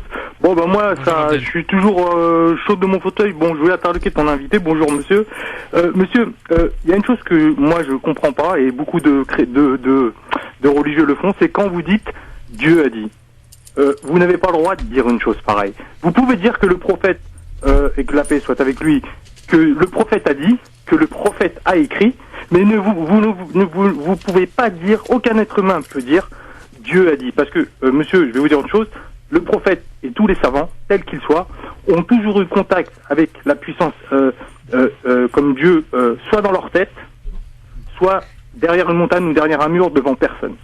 Donc vous pouvez dire le prophète a dit, vous pouvez dire le prophète a écrit, mais vous pouvez en aucun cas dire Dieu a dit sans l'avoir vu vous-même, sans l'avoir entendu vous-même. Ok Abdel. C'est blasphème et c'est une insulte. Merci Abdel. Bon Hakim, réponds peut-être. En fait, il est connu de par les près de 2 milliards de musulmans dans le monde que le Coran c'est la parole de Dieu. Et là, j'ai simplement dit tout à l'heure, c'était la traduction du sens des versets. Quand Dieu dit dans la traduction du sens des versets, en arabe, Dieu il dit wa marsalnaka illa rahmatan lil alamin, traduction du sens des versets en français, et nous ne t'avons envoyé que comme miséricorde pour les mondes. Donc si le monsieur qui s'appelle peut-être Abdel ou je sais pas, il pense que la parole de Dieu c'est pas la parole de Dieu, ben après c'est son problème. Hein. Dans un instant, le j'aime ou j'aime pas ou le je m'en fous.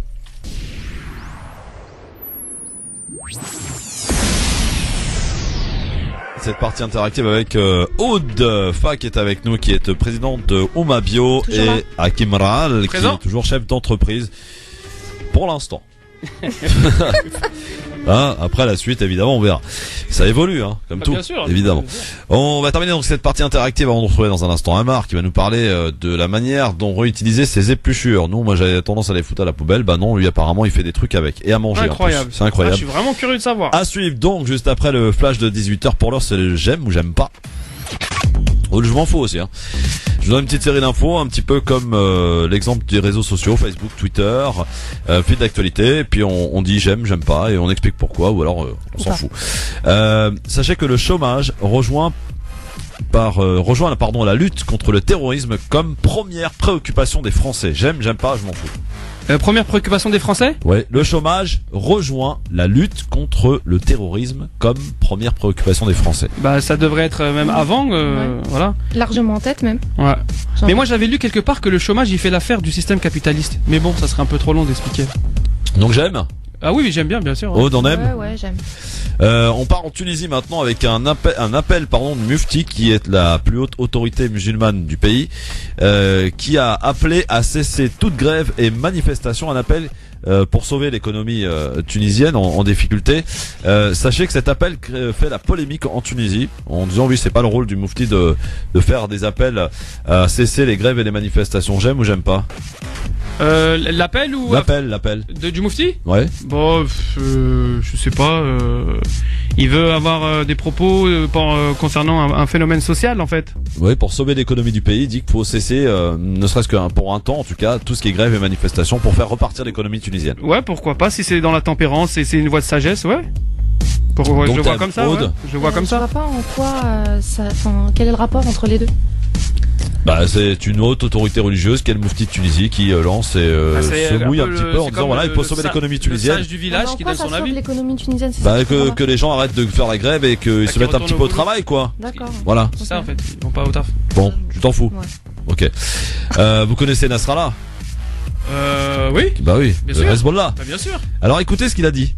Le wahhabisme, saoudien est plus diabolique qu'Israël. Je répète. Le wahhabisme saoudien est plus diabolique qu'Israël selon Nasrallah. Qu'on doit aimer quoi? Bah ses propos, cette phrase. Non, moi j'aime pas. Ouais, parce que c'est n'importe quoi. Qu'est-ce que le wahhabisme? Qu'est-ce que Nasrallah? Et qu'est-ce que Israël? Ça serait trop long là.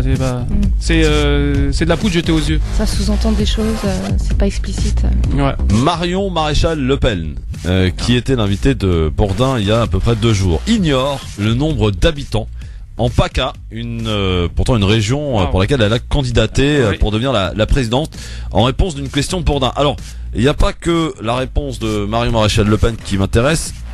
Est-ce que les questions comme ça de Bourdin, savoir combien il y a d'habitants dans votre région, ou par rapport au contrat, par rapport à un connerie, de chercher à faire du buzz, j'aime pas la manière dont procède Bourdin pour ses interviews.